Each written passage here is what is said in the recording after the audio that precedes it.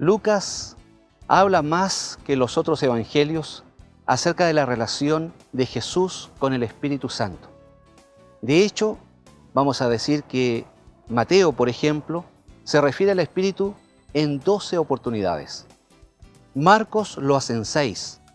Sin embargo, Lucas en 17 ocasiones se refiere al Espíritu Santo solo en su evangelio, sin contar las otras 57 veces que lo hace en el libro de los Hechos. Esto significa que desde la concepción de Jesús hasta el establecimiento de la misión de los discípulos, Lucas vincula estrecha e íntimamente al Espíritu Santo con el ministerio de Jesús, lo cual es básico para poder entender el ministerio del Salvador. Además, Lucas destaca la oración en la vida y la misión de Jesús. Plenamente divino, uno con el Padre y el Espíritu Santo, sin embargo, en su humanidad, Jesús nos da un ejemplo digno de imitar en relación a una vida de oración. Si Jesús necesitó estar constantemente en contacto con su Padre a través de la oración, ¿cuánto más nosotros, amigos, necesitamos también utilizar este mismo instrumento para poder conectarnos con nuestro Dios? Estamos iniciando el programa Lecciones de la Biblia. Gracias por estar en nuestra sintonía. Les extendemos a cada uno de ustedes una muy cordial bienvenida.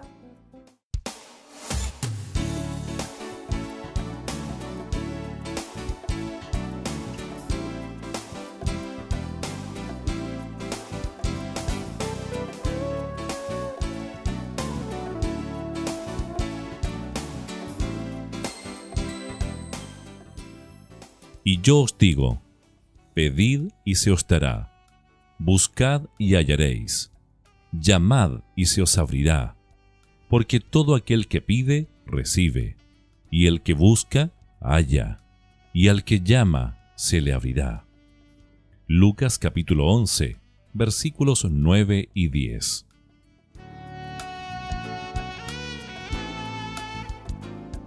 Queridos amigos, estamos nuevamente junto a ustedes compartiendo el programa Lecciones de la Biblia, un momento especial para que junto a ustedes podamos abrir este libro sagrado y poder extraer lecciones tremendamente importantes, necesarias para nuestra existencia en el tiempo de hoy.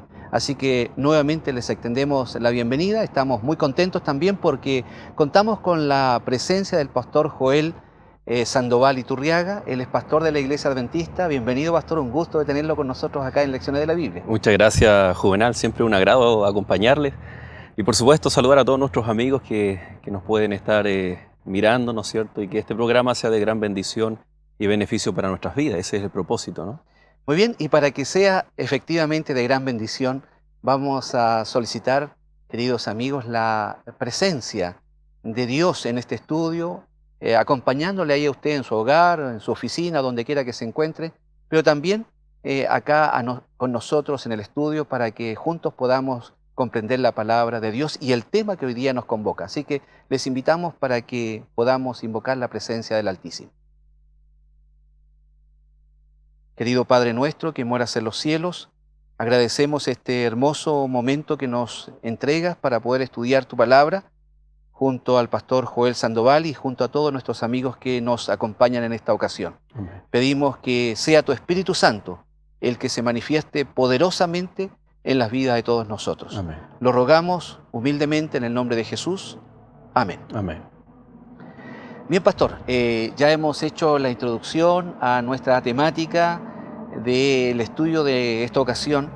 Y bueno, y aquí se puede apreciar claramente cómo Lucas, siendo un evangelista gentil, alguien que no pertenecía directamente al pueblo judío, pero él fue comprendiendo desde el primer momento, también por los viajes con Pablo, cómo efectivamente en todo el proceso, desde el nacimiento de Jesús hasta el establecimiento de su misión, especialmente con sus discípulos, él ve y hay una vinculación directa con el Espíritu Santo. ¿Cómo percibe usted efectivamente este hecho ¿Y por qué será que en este caso este evangelista hace tanto énfasis al Espíritu Santo? Bueno, tal como lo señalabas en la introducción, Lucas le toca vivir lo que aparece en el libro de los Hechos. Básicamente él va narrando hechos históricos de la iglesia cristiana en el primer siglo, en donde el Espíritu Santo jugó un rol muy importante, en donde el Espíritu Santo fue no solo el que daba el ánimo, el poder, sino también la orientación a la iglesia. Lo interesante y el desafío que Lucas tiene en el Evangelio, recordemos, ¿no es cierto?, como ya se ha mencionado en algún otro momento, que Lucas hace un compendio histórico, una investigación, él hace entrevistas, seguramente algunos otros escritos, etc. Por lo tanto, cuando una persona narra lo que hizo otro, es distinto cuando estoy investigando, cuando estoy haciendo una tesis, el caso de Lucas, porque las palabras que voy a escoger van a ser muy cuidadosas, ¿no? Las palabras van a tener no solamente la función de describir algo que vi, sino que también van a tener la función de decir también con la forma de escribir. Por lo tanto, Lucas, al ser investigador, no está en desmedro de los otros evangelistas, todo lo contrario. Podemos ver que hay una intencionalidad también en la forma de escribir. Y precisamente cuando cuando Lucas habla acerca de Jesús y el Espíritu Santo, y Jesús hablando del Espíritu Santo, hay allí una idea fuerte que tal vez carecen los otros evangelistas, que es el relacionamiento de Cristo con el Espíritu Santo. Y eso es lo que habla, ¿no es cierto?, este capítulo que vamos a desarrollar en esta hora. Y interesante que también Lucas no puede dejar o no puede separar al Espíritu Santo y la oración, ¿no? Es algo que también está muy Directamente relacionado. Exacto. Ahora, Pastor Joel, interesante lo que plantea, porque se ve y claramente sabemos que Lucas no fue un discípulo directo de Jesús. Presencial, exacto. Presencial. Él se basó mucho en los testimonios, ¿cierto?, los escritos, seguramente conversaciones por aquí, por allá, y por lo mismo seguramente también necesitó ahí afianzar lo que él estaba haciendo y sintió la necesidad profunda de que el Espíritu Santo estuviera actuando a través de él. Esto es un parámetro en cierta medida de la forma como nosotros debiéramos estudiar las Sagradas Escrituras, para que, trayendo todos estos hechos a nuestro tiempo, podamos entender que el Espíritu Santo es tan necesario hoy como lo fue en el pasado. Exactamente, porque, a ver, es como que si Lucas, siendo gentil, recibió la impresión del Espíritu Santo y lo motivó a hacer esta investigación para su amigo Teófilo. Que también era gentil. Exacto. Hoy en día tal vez hay personas que o se ha encontrado con algún amigo, o tal vez hay algún televidente que siente la necesidad de Dios y pretende buscar a Dios en la Escritura, o probar la existencia de Dios o la existencia del Espíritu Santo en las Escrituras. Y ahí hay una triste noticia, porque la Biblia no es para comprobar la existencia de Dios. El libro de Génesis, el capítulo 1, verso 1 dice: en el principio creó Dios los cielos y la tierra. Lo da por sentado. Está dando por sentada la Biblia la existencia de Dios. Ahora, lo interesante es que Lucas, viviendo en el contexto de la iglesia apostólica, la iglesia primitiva, aquella iglesia donde habían manifestaciones y señales del poder de Dios, lo que ocurre aquí es bien interesante. Él quiere escribir acerca de Jesús y del Espíritu Santo. Y ahí surge, ¿no es cierto?, lo que es el Evangelio, que aproximadamente está datado entre el año 61 y 63 después de Cristo. Vale decir, Cristo muere, resucita, asciende a los cielos, comienza el Pentecostés, la iglesia cristiana, y recién en el año 61 a 63 aproximadamente, Lucas escribe su Evangelio. Interesante. Pasó tiempo en donde él vio evidencias del poder del Espíritu Santo, de la persona del Espíritu Santo.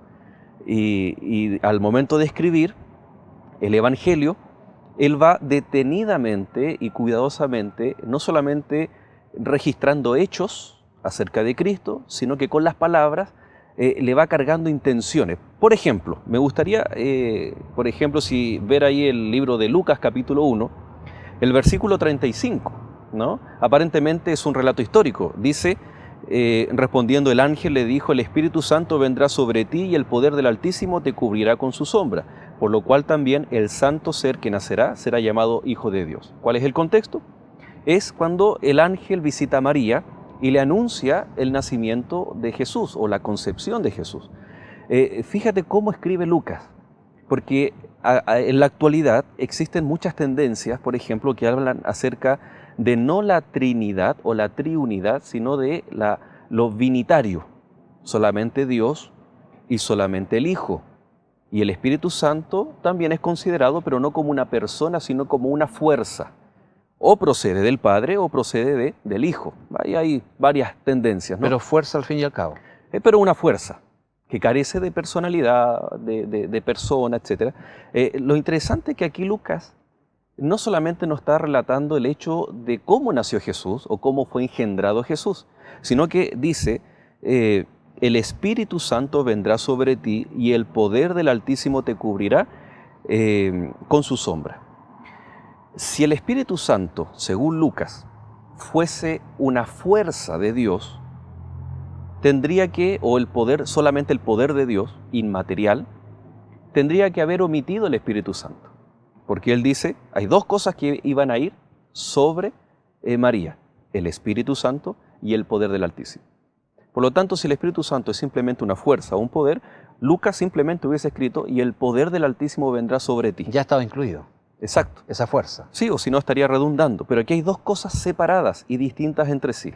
Una es el Espíritu Santo, la persona del Espíritu Santo vendrá sobre ti, y luego dice, y el poder del Altísimo.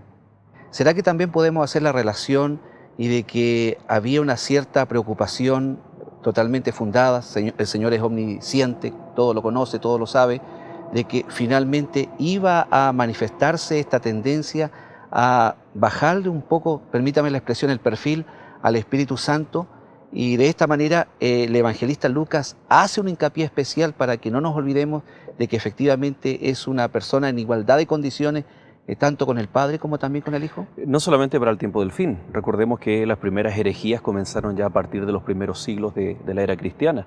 Los primeros cuestionamientos fueron precisamente a la divinidad de Cristo, a su humanidad y a su divinidad. Pero por supuesto que en el tiempo final se va a tratar de, en el libro de Apocalipsis, por ejemplo, se habla de la Trinidad, ¿no? Habla del Padre, el Hijo, el Espíritu Santo. En reiteradas ocasiones. En reiteradas ocasiones, ¿no? Con diferentes figuras proféticas. Y precisamente el enemigo también tiene, y se muestra en el Apocalipsis, ¿no es cierto?, esta triada. Por lo tanto, uno de los cuestionamientos del tiempo final no es solamente por la divinidad de uno o del otro que siempre se ha dado, sino que también es desunir.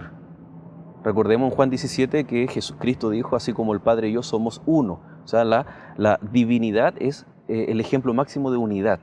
Y una de las estrategias del enemigo en el tiempo final es separar, ¿no? Porque si yo divido la divinidad, automáticamente corro el riesgo de subestimar el poder de Cristo, el poder y la persona del Espíritu Santo, y hasta el mismo amor del Padre. Y en última instancia, ese cuestionamiento comenzó no con las teologías diversas que desarrolla el ser humano, con filósofos y pensadores, sino que este ataque o esta forma de atacar a la divinidad comienza en el cielo, con Lucifer. Exacto, y al dividir también a la divinidad estaríamos estableciendo implícitamente que estamos adorando a varios dioses, cuando efectivamente la Biblia deja claro que existe un solo Dios a quien debemos adorar. Pastor, así como al comienzo, en la concepción, usted mencionó de Jesús, se hacen varias referencias directas al Espíritu Santo, especialmente en el nacimiento de una mujer virgen. También es importante destacar que al comienzo del ministerio ya de Jesús se hacen menciones muy específicas, como por ejemplo en el caso de Juan el Bautista, cuando él predijo claramente, por un lado, que él bautizaba en agua, pero quien venía iba a bautizar no solamente en agua, sino que en el Espíritu. Exacto. Hay una relación ahí tremendamente importante, o un énfasis en relación a que el Espíritu Santo iba a ocupar un rol y un papel muy importante dentro ahora del ministerio ya plenamente activo de Jesús. Sí. El relacionamiento que tiene Cristo con el Espíritu Santo en el libro de Lucas es comenzar a darlo a conocer también. Recordemos que hay una revelación histórica del Espíritu Santo que podríamos decir que su punto más culmine es en el momento del Pentecostés, ¿no? Ahí se da a conocer la persona del Espíritu Santo, cómo se manifestó y las bendiciones y beneficios que trajo para la iglesia, para los apóstoles. Antes de eso, especialmente en el Antiguo Testamento, no hay una revelación histórica del Espíritu Santo, pero sí está presente, sí hay manifestaciones, desde la misma creación. Otro capítulo muy característico de esto es cuando el Espíritu Santo desciende, ¿no es cierto?, ahí en Génesis capítulo 6, pero no está explícitamente desarrollada la idea, teológicamente hablando, del Espíritu Santo, aún estando presente. Pero sí, lo que tú acabas de mencionar ya estaba escrito. En el libro de Ezequiel, por ejemplo, dice, y pondré en vosotros un corazón nuevo, un corazón de carne, ¿no? Y luego añade ahí el profeta, y pondré mi espíritu, dice el Señor. Aquí está hablando, habían personas con corazones de piedra, posteriormente es cambiado por un corazón de carne, y después de esa transformación espiritual, celestial, es el Espíritu Santo el que es instaurado en la persona. Por lo tanto, cuando Cristo, en el libro de Lucas, ¿no es cierto?, dice, o cuando se hace mención de que Juan bautiza en agua y Cristo con el Espíritu, está mencionando lo que ya el Espíritu Santo había venido estando haciendo mucho tiempo atrás. Solo que ahora comenzaba ya directamente la dispensación del Espíritu con un énfasis especial. Comienza a revelarse el Espíritu Santo históricamente. Ya estaba, pero ahora se comienza a dar a conocer, a dar a luz, ¿no es cierto?, lo que el Espíritu Santo, la función del Espíritu Santo que siempre ha estado. Ojo que muchas personas dicen, no, el Espíritu Santo comenzó a funcionar, comenzó a ser aplicado desde el Pentecostés en adelante. No es así. La Biblia dice que el Espíritu Santo comenzó, ¿no es cierto?, desde mucho tiempo atrás. Bueno, de hecho el Espíritu de Dios se movía sobre la faz de la tierra en la misma creación. O sea, eso revela que la unidad absoluta del Padre, el Hijo y el Espíritu Santo, tanto en la creación como en el desarrollo mismo de la historia de la humanidad, ha sido plena. O sea, el Espíritu Santo nunca ha estado ahí al margen. Exacto. Lo interesante, la pregunta es, ¿por qué se revela justo, no, en el tiempo de Cristo? Y a Cristo le toca también ir anunciando, no de forma tan explícita, pero de a poquito.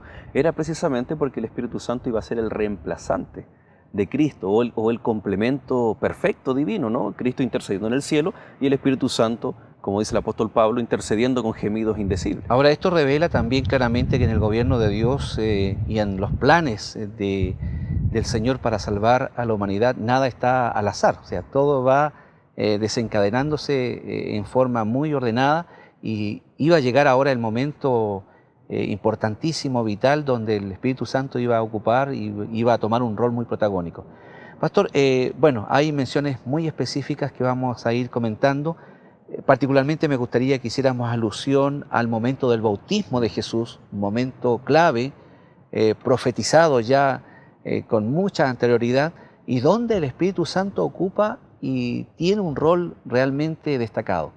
Pero le invito para que vayamos a una breve pausa junto a nuestros amigos y a ustedes, amigos, a que permanezcan en nuestra sintonía. Vamos a esta pausa y ya regresamos prontamente junto a ustedes.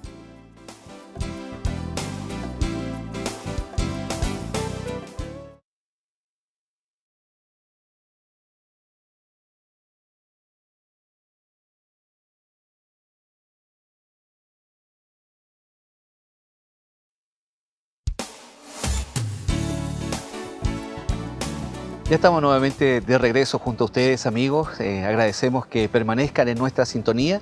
Si recién se viene incorporando en nuestro programa, estamos en Lecciones de la Biblia en el canal Nuevo Tiempo, y estamos tocando un tema tremendamente trascendente, y decíamos, Pastor Joel, al comienzo, en la introducción, que estamos viendo la relación, el énfasis que hace el evangelista Lucas en cuanto a Jesús y el Espíritu Santo.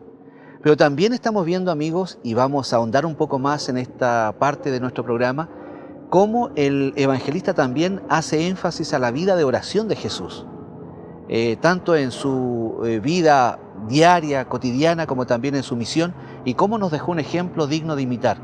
Bueno, fuimos en realidad a la calle a compartir un poco con los transeúntes, la pregunta al paso, si efectivamente nuestros amigos tienen presente la oración. ¿Ah?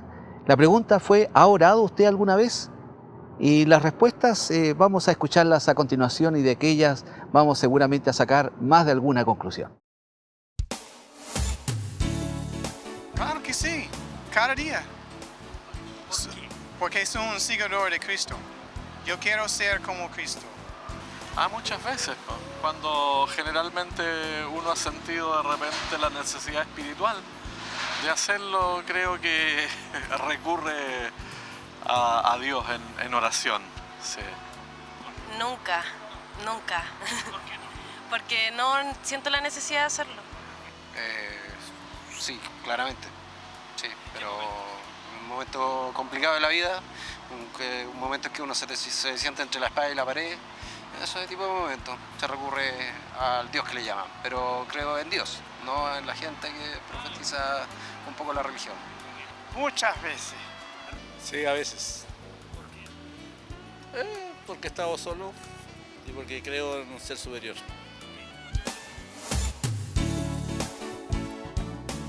Bueno, esas fueron las respuestas, Pastor Joel. ¿Qué le pareció? Fueron bastante variadas. Sí. Una señorita por ahí dijo, bueno, en realidad yo no oro nunca. Me sorprendió que varios sí lo hacen con bastante regularidad. ¿Qué conclusión sacaría de estas respuestas? Hay varias, ¿no? Hay varias. Por ejemplo, si bien podemos juntar dos respuestas. La primera del joven allí que decía, porque quiero ser como Jesús. Yo oro porque quiero ser como Jesús.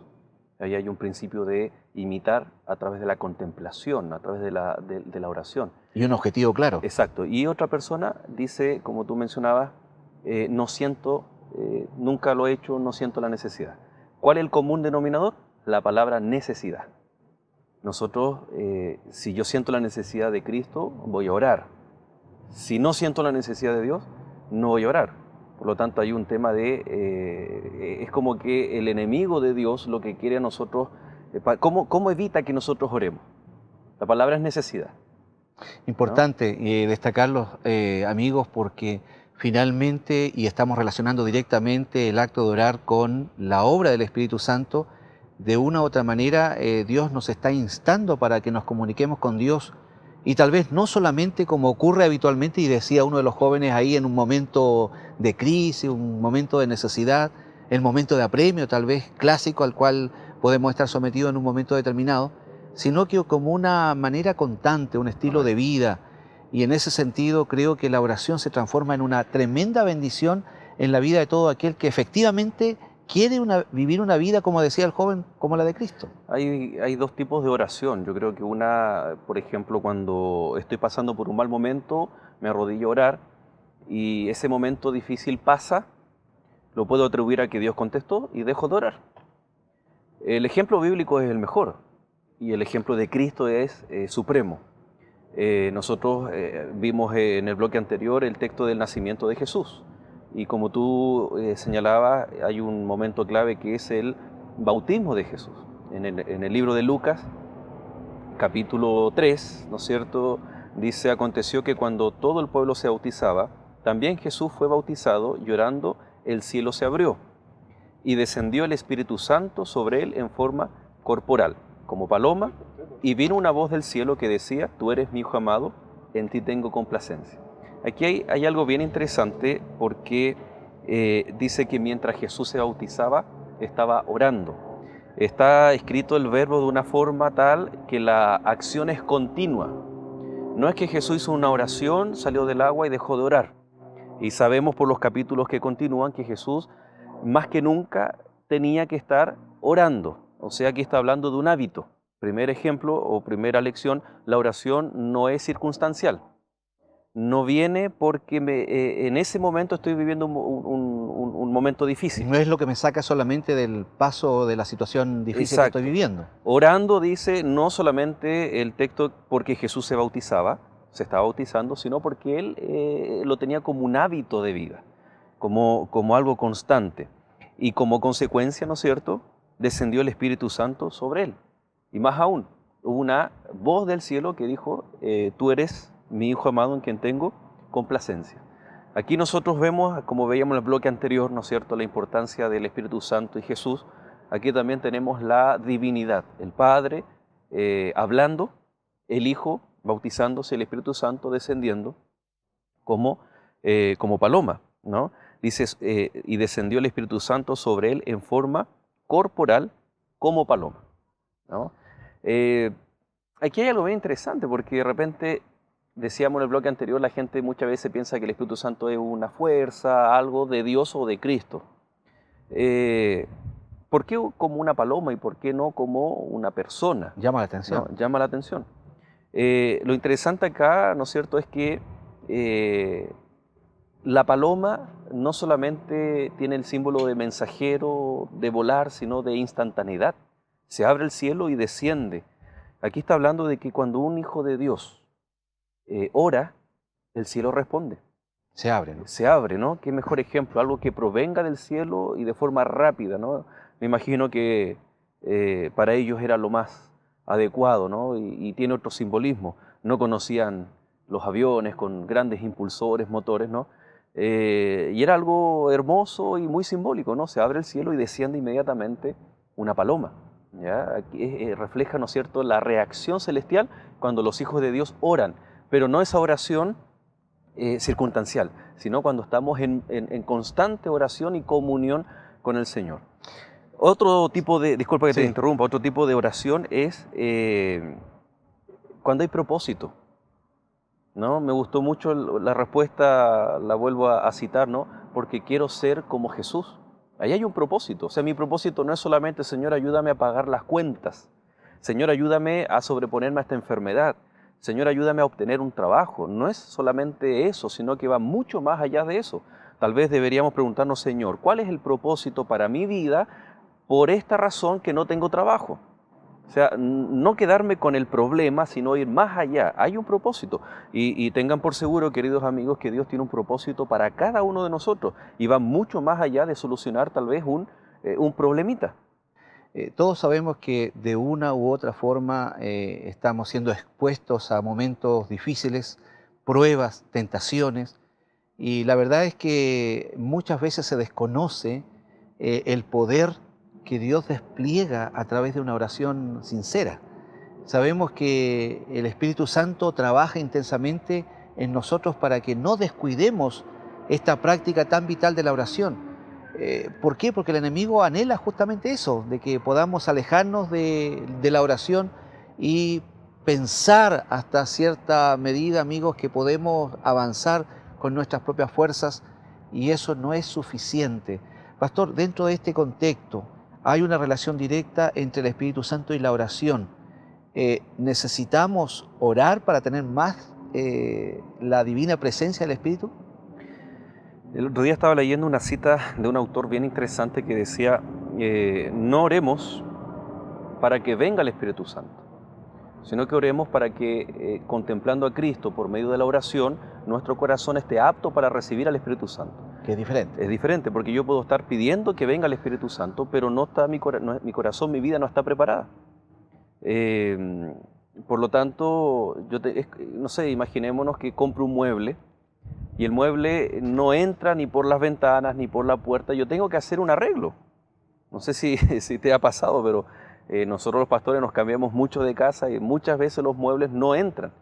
Y hay que sacar ventanas, sacar puertas y hacer algún tipo de arreglo o modificación. Verdaderos malabares para ingresar muchas veces algún tipo de Entonces, mueble. puede ser, ocupando este ejemplo, ¿no?, de que el Espíritu Santo es tan grande y yo tengo que hacer arreglo en mi vida. Por ejemplo, puede que tenga que limpiar, algún cambio de actitud. Entonces, muchas veces se ocupa la frase, clamemos por el Espíritu Santo, pero no estoy dispuesto a hacer una reforma en mi vida. Quiero el reavivamiento, pero no estoy dispuesto a tener la reforma. Cuando ambos vienen de la mano, la justificación con la santificación vienen de la mano. El Espíritu Santo, entonces, nosotros deberíamos pedirlo, claro que sí, no estoy diciendo que no hay que clamar por el Espíritu Santo, Pero en primer lugar yo debo pedirle al Señor, Señor, ayúdame a darme cuenta, a sentir la necesidad de ti y que tú me muestres cuáles son aquellas reformas, aquellos cambios, aquellas modificaciones que tengo que hacer en mi vida de forma consciente y aquellas que yo no puedo hacer, ayúdame con tu poder para poder hacerla. Por ejemplo, estoy pensando en adicciones. Yo quiero, pero no puedo. Entonces, yo quiero tener el reavivamiento, quiero una reforma en mi vida, pero químicamente tal vez mi cuerpo está adicto. Entonces yo necesito una fuerza sobrenatural y ayuda médica y cosas por el estilo. Entonces se conjuga un todo. No es simplemente sentarme y quedarme quieto y decir que venga el Espíritu Santo a mi vida o a mi iglesia, ¿no? Va mucho más allá, es un compromiso. El ejemplo de Jesús es muy claro. Jesús buscaba al Espíritu Santo en oración todos los días. Jesús comienza su ministerio a la edad de 30 años. La pregunta es, ¿allí comenzó a orar? Claramente que no. Exacto. ¿No? Era una práctica constante que aprendió desde sus más tiernos días. Ahora, quisiera también consultarle directamente, y creo que nuestros amigos de una u otra manera están haciéndose también esta pregunta, porque hemos dicho de que la oración no es solamente el salvavidas del momento de la ocasión, cuando estamos pasando por una situación aflictiva, cualquiera que ésta sea. Debiera ser una práctica constante, un estilo de vida. Alguien lo asimiló directamente con el aire. Si no respirásemos por un par de segundos ya entraríamos en serios problemas. Pero también la oración está destinada a momentos claves de nuestra existencia. Y de hecho en el ministerio de Jesús hay instantes específicos donde Él oró.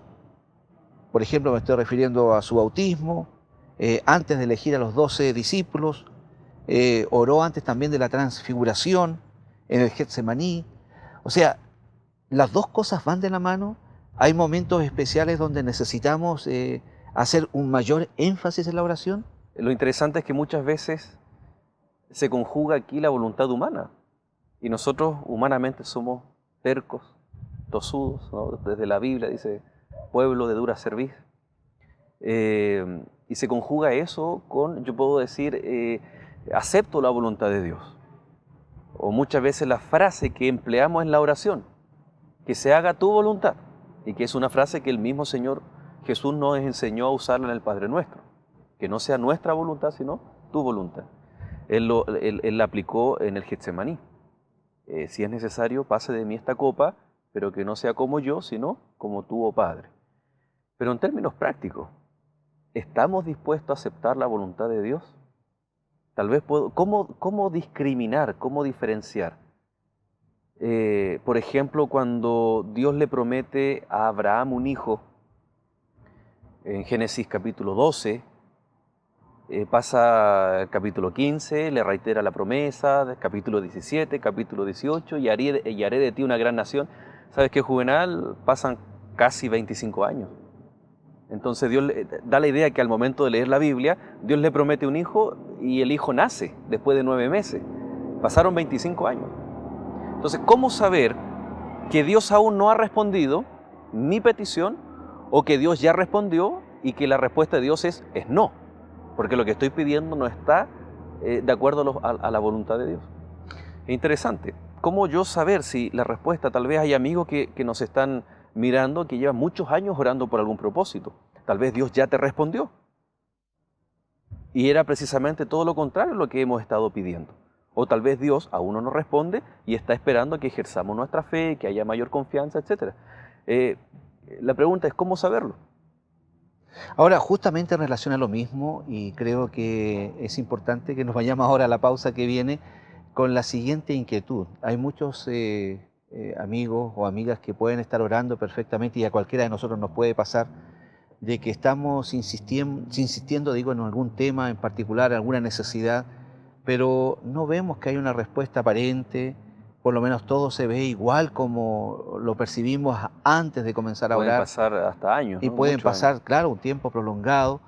¿Significa esto que Dios no está respondiendo, hay falta de fe, o que Dios está cambiando primeramente mi forma, mi manera de ver realmente la situación y el problema que estoy viviendo para que entonces Él pueda hacer algún tipo de cambio o milagro en nuestra existencia.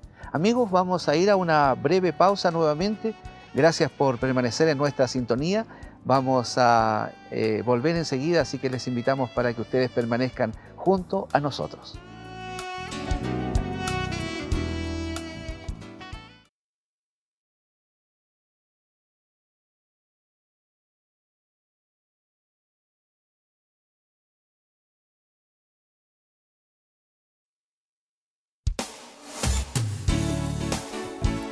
Y después de esta breve pausa ya estamos de vuelta con ustedes en Lecciones de la Biblia, comentando un tema que indudablemente es de gran interés para nuestra vida práctica como cristianos, hablando acerca del Espíritu Santo, hablando acerca de lo que es la oración, este instrumento maravilloso que Dios nos ha dejado para comunicarnos directamente con Él.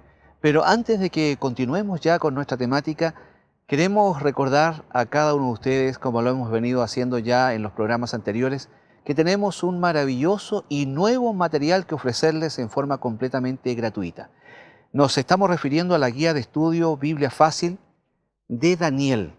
Estoy mostrándoles acá la portada, un material finamente preparado, una gran cantidad de temas. Por ejemplo, tengo acá una estatua imponente, un sueño que revela el destino de las naciones. Y aquí en la lección número 3 precisamente aparece el detalle de este tema que indudablemente nos va a sorprender. Si seguimos avanzando, en la lección número 14 tenemos Reyes en Guerra. Seguramente hay algo ahí que tiene que ver con el hecho cósmico, la lucha entre el bien y el mal, y que nos va a traer bastante tranquilidad si estamos asociados a aquel que ha ganado la victoria por nosotros, que es Jesucristo. Y en la lección número 11, que me gustaría también destacar, está, pastor, todo lo que tiene que ver con el santuario, ¿no? La gran profecía de las 2300 tardes y mañana. Es realmente una profecía fascinante. ¿Qué le ha parecido la revista? Usted la está recién comenzando a hojear. El libro de Daniel es un libro cautivante, especialmente para el tiempo que estamos viviendo, ¿no?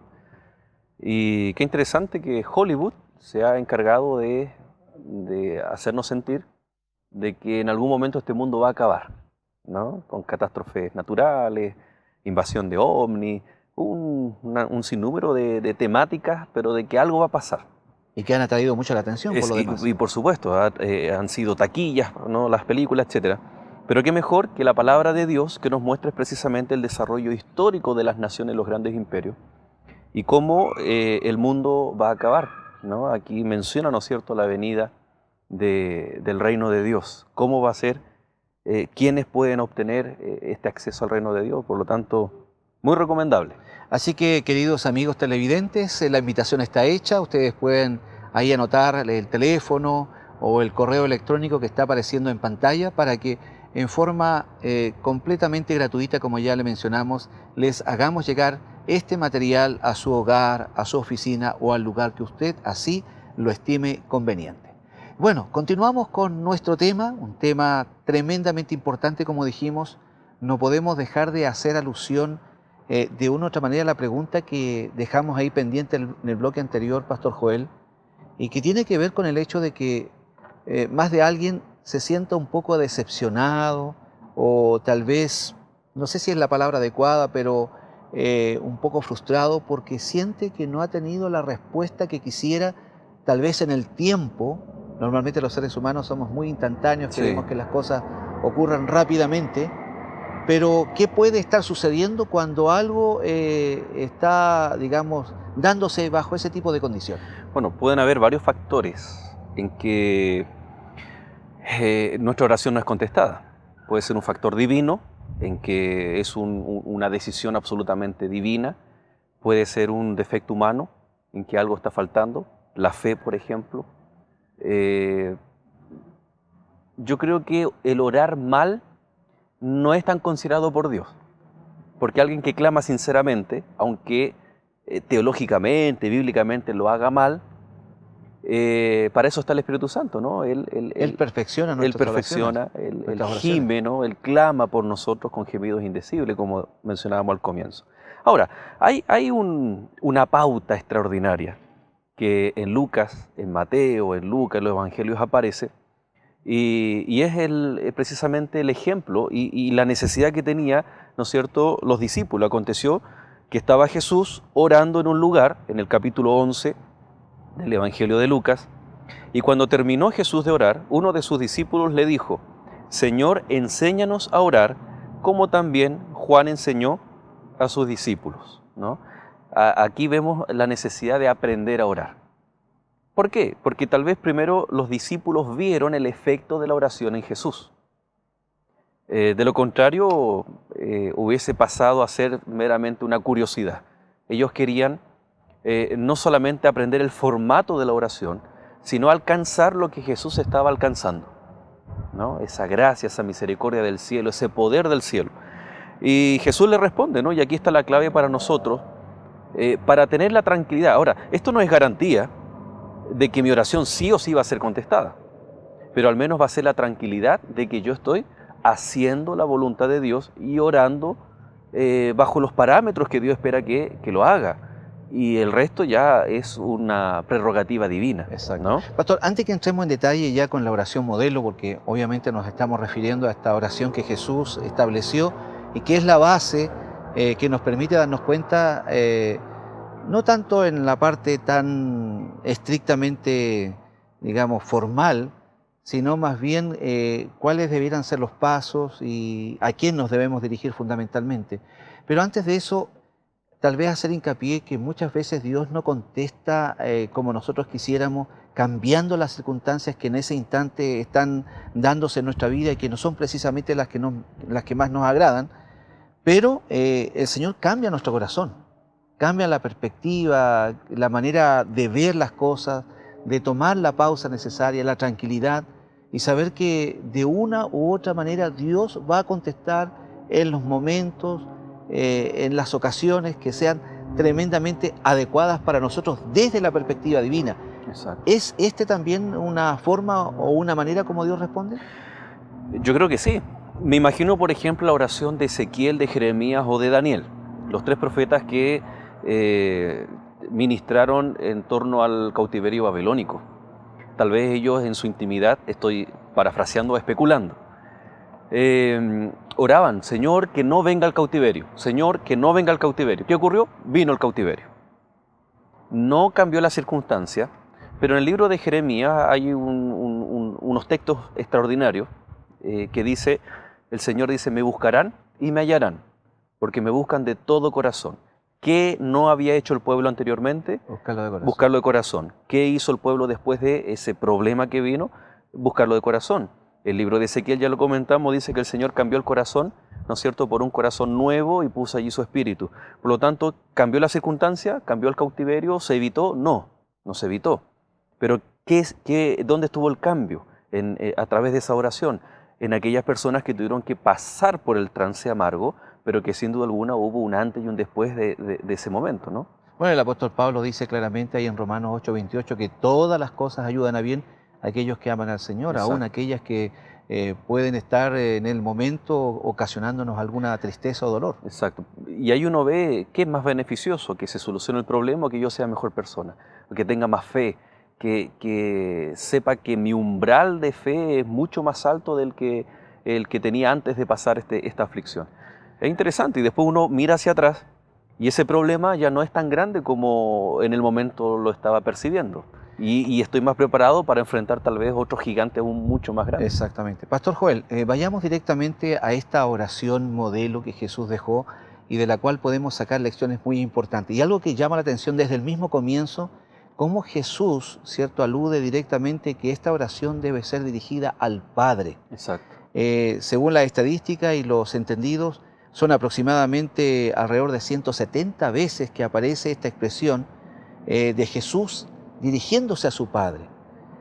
Hay una cercanía, hay una relación ahí íntima. Sí. tan hermosa que no se puede descartar. Hay que conectarlo con otros textos de los evangelios, donde Jesús dice, y todo lo que pidiereis al Padre en mi nombre, Él os dará. ¿Por qué decimos esto? Porque la oración o la súplica, la petición, es al Padre. No hay otro. Él es la fuente de todo, ¿no? Pero tiene que ser hecha en el nombre de Jesús. ¿Por qué? Porque Él es el mediador. Él vino a morir, ¿no es cierto? Él es el mediador. ¿Qué pasa si yo, por ejemplo, uno ora y dice en el nombre del Padre, del Hijo y del Espíritu Santo? Eso no es parte de una oración, sino es parte de una fórmula bíblica. Y específicamente para un acto Exacto. especial, como es el bautismo. En este El caso. bautismo, ¿no es cierto? O algún otro tipo también de ceremonias eclesiásticas. Pero la oración es al Padre, a Dios, y en el nombre de Cristo Jesús. No hay otro intercesor, no hay otro destinatario, ni otro intercedor. Interesante, porque hoy en día existe en el mundo cristiano en general distintos amuletos, distintas alternativas para que lo que yo quiero se pueda concretar. Puedo pagar penitencias, tal vez tener algún tipo de objeto, algo, y que no es ni Dios Padre, que no podemos representarlo con alguna figura tangible, ¿no? Y a Jesucristo, en el nombre de Jesucristo. Entonces, si yo quiero obtener algo, que Dios me pueda bendecir, me pueda responder, el mismo ejemplo dice al Padre en el nombre de Jesucristo. Ahora, tácitamente, bueno, y después lo recalca Jesús, usted me acaba de mencionar el texto de que todo lo que pidiéramos al Padre en el nombre de Jesús, Él lo hará, que revela que el hecho de dirigirnos al Padre es porque lo vamos a hacer posteriormente en el nombre de Jesús. Me estoy refiriendo al hecho de que a veces, tal vez en forma inconsciente, no sé si tan meditado o no, nos referimos directamente a Jesús al comienzo. Yo creo, sostengo tal vez la otra postura de que Dios igual va a responder esa oración. Claro, indudablemente. Pero hay cosas que abusamos. Por ejemplo, en decirle a Dios papito. Él es mi padre.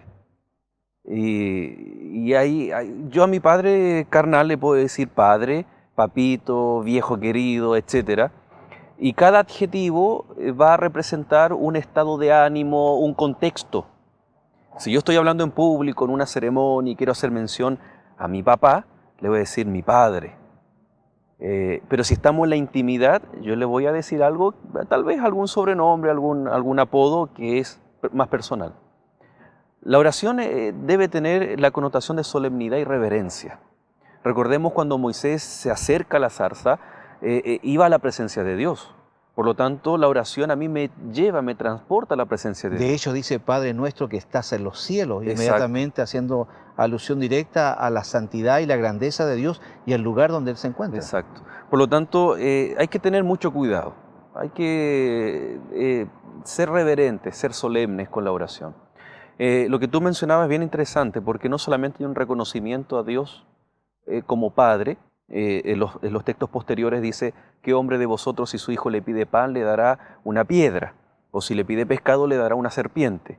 El hecho de mencionar a Dios como Padre, a mí me sitúa inmediatamente como hijo y me da privilegios, pero también deberes, ¿no? Amar al Padre. Yo oro no porque quiero obtener algo a cambio de la oración o por medio de la oración. Yo oro porque amo al Padre incondicionalmente. Y como hijo también debo honrar muchas veces, ¿no es cierto? Una cosa es el amor y otra cosa es honrar. Por ejemplo, tal vez hay muchos padres que tienen a sus hijos en una cárcel. La pregunta, ¿lo dejaron de amar? No. Ellos siguen amando a su hijo a pesar, y sufren por ello. Y a pesar de su hijo haberse equivocado. Pero tal vez la honra no fue cumplida. Se afectó. ¿No? Se afectó.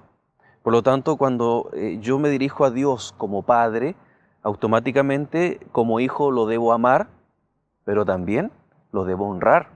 O sea, que mi vida, que mi actitud esté de acuerdo con un hijo de Dios, ¿no? Luego dice, ¿no? Dice ahí la Biblia, después de Padre nuestro que estás en los cielos, lo que tú mencionabas, ¿no es cierto?, reconocer la grandeza de Dios, santificado sea tu nombre. Y esto no es una frase de que tú seas santo. Es fácil direccionarlo así, ¿no? Tú eres santo. Sino que aquí es una acción que involucra al que está orando para que mi vida por completo también sea parte de la santificación de Jehová. O sea, yo también soy parte de santificar el nombre de Jehová. O sea, si no lo entiendo de esa manera, de una u otra manera, no lo estoy santificando. Exacto. Por lo tanto, cuando yo quiero dirigirme al Padre en oración, mi vida también debe estar dispuesta a ser una vida santificada. ¿Qué significa ser santificado? Ser apartado, ser regenerado, ¿no? Una santificación constante. No estamos hablando de ausencia de pecado, ser santo, sino de un proceso en el cual yo voy permitiendo que el Espíritu Santo vaya actuando en mi vida para ser cada vez mejor persona, o en este caso mejor hijo de Dios. En otras palabras, la oración me es un beneficio. O sea, ya por el solo hecho de orar, independiente si el motivo por el cual estoy pidiendo me es respondido, por el solo hecho de orar cada día, cada mañana, cada momento de mi vida, ya me es beneficioso. ¿Por qué? Porque mi vida se va santificando, se va limpiando, ¿no? Santificado sea tu nombre. Lo puedo honrar o lo puedo deshonrar el nombre de Dios, ¿no? Debe haber una consecuencia también entre los actos y el nombre a quien decimos enaltecer. Exacto. Pastor, se nos acaba ya lamentablemente el tiempo. Nuestros amigos ahí han estado acompañándonos durante todo el programa. Y es interesante ver cómo partimos hablando del Espíritu Santo y hemos aterrizado al aspecto, yo diría, práctico de la oración. Ahora, no por eso estoy diciendo que no sea práctico hablar del Espíritu Santo. ¿Cómo podemos hacer práctico realmente la realidad del Espíritu Santo a través de la oración? ¿Qué invitación usted quisiera aprovechar de hacerle a los amigos a través de la pantalla y saber de que efectivamente el Espíritu Santo hoy día está más vigente que nunca, desea actuar, transformar nuestra existencia y donde la oración ocupa realmente un lugar, yo diría, fundamental? Correcto. El Padre Nuestro nos quedó hasta la mitad, pero ya hablamos de la voluntad de Dios. Luego hablaba, ¿no es cierto?, de perdonar y darnos el pan, así como nosotros perdonamos y también compartimos. Interesante que esas son consecuencias de una vida santificada, de una vida que está en constante proceso. Y queridos amigos, quiero destacar algo del Padre Nuestro, de la oración modelo de Jesús. Dice, venga tu reino. Cristo es nuestro amigo, Dios es nuestro Padre, pero aquí hay algo bien interesante, Él también es nuestro Rey. Hoy en día vivimos en una sociedad juvenal, amigos, en donde Cristo, es cierto, es mi amigo, lo considero así, pero se nos olvida de que Dios es mi Rey, que Jesús debiera ser un Rey en donde tiene la verdad absoluta, en donde yo soy yo me someto al Rey con amor, porque Él siempre va a protegerme. Ese era el deber de un rey, proteger su reino. Y qué mejor, dice, venga tu reino. Es cierto que vivimos problemas y muchas veces estos problemas nos motivan a buscar a Dios, nos motivan a orar aún más. Pero Cristo pronto viene, su reino viene. Si tú lo aceptas en tu corazón, como Jesús, como tu amigo, pero también como tu Rey, ya que Él tiene esa protección, esos cuidados, Él lo va a hacer. Y qué maravilloso que este Jesús que está intercediendo por nosotros, este Rey que pronto viene desde el cielo, y precisamente aquí estamos nosotros en la tierra. ¿Solos? No, está el Espíritu Santo para ayudarnos, para que aquello que tú piensas que es imposible, con la ayuda y el poder de Dios, a través de la persona del Espíritu Santo, tú sepas que hay solución y hay salida para todas nuestras dificultades. Bien amigos, se ha acabado nuestro programa por el día de hoy. Estamos muy gratos y alegres, muy conformes con la participación de todos y cada uno de ustedes. Queremos invitarles para seguir profundizando en este tema tan importante como es la obra del Espíritu Santo en nosotros, la práctica de la oración constante en la vida de un genuino cristiano.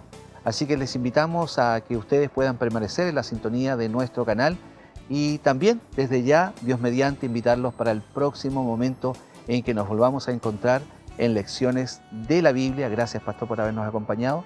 Será hasta la próxima, queridos amigos.